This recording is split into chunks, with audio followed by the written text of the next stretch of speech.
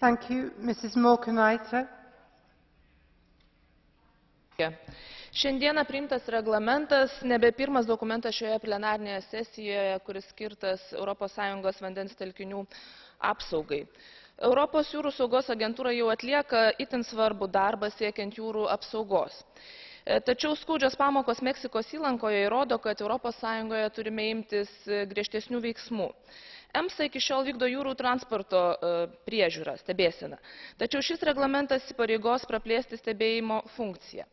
Buvau šešėlinė nuomonės teikėja šiam dokumentui nuo aplinkos komiteto ir ypatingai džiaugiuosi, kad nuo šiol EMSA prižiūrės ne tik tai taršą iš laivų, bet ir naftos dujų gavybos bei transportavimo įrenginius.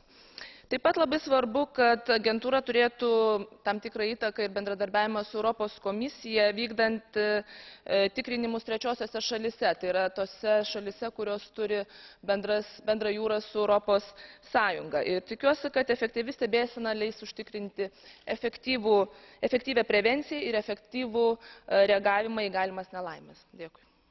Thank you, Mrs. Swinburne. The European Maritime Safety Agency was set up in the wake of the oil tanker spillage Erika, and its primary role should be to focus on maintaining maritime safety. An additional role which I support is supporting Member States' action to combat piracy and assist in reducing the administrative barriers